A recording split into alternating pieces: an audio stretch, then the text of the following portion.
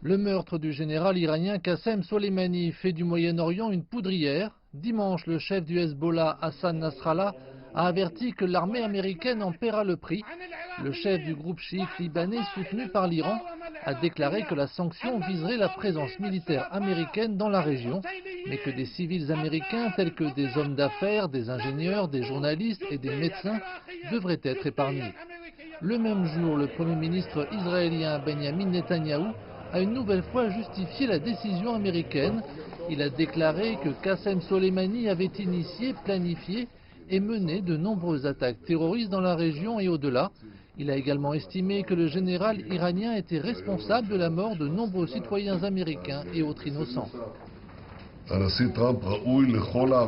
Le président Trump mérite notre gratitude pour avoir pris des mesures décisives, fortes et rapides. Et je voudrais réitérer qu'Israël soutient pleinement les États-Unis dans leur juste lutte pour la sécurité, la paix et la légitime défense. Aux États-Unis, des manifestants se sont rassemblés dans le pays condamnant le président Trump. Beaucoup s'opposent à l'envoi de plus de militaires américains au Moyen-Orient. À Chicago, c'était devant la Trump Tower, alors que des centaines d'autres se sont rassemblés dans d'autres villes, de Denver à Atlanta. Je m'oppose à l'occupation de l'Irak. Nous nous opposons aux sanctions contre l'Iran.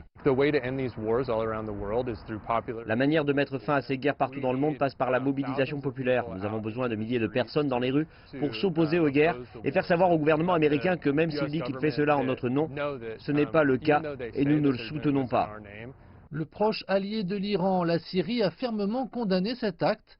Elle a déclaré que l'attaque a réaffirmé le rôle de l'Amérique dans la création de tensions dans la région en déstabilisant l'Irak. L'Arabie saoudite, le principal rival régional de l'Iran, a appelé au calme pour prévenir une escalade. Le porte-parole du secrétaire général des Nations Unies a fait de même. C'est un moment où les dirigeants doivent exercer un maximum de retenue. Le monde ne peut pas se permettre une nouvelle guerre du Golfe.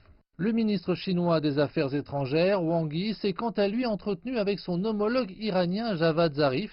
Wang Yi a déclaré que l'attaque américaine avait violé les normes fondamentales des relations internationales et il a ajouté que la Chine exhortait les États-Unis à ne pas recourir à une force excessive et à résoudre les problèmes par le dialogue. Le ministre russe des Affaires étrangères, Sergueï Lavrov, a affirmé que le meurtre violait le droit international et qu'il devait être condamné. Les ambassadeurs de l'OTAN se réuniront lundi pour discuter de la situation.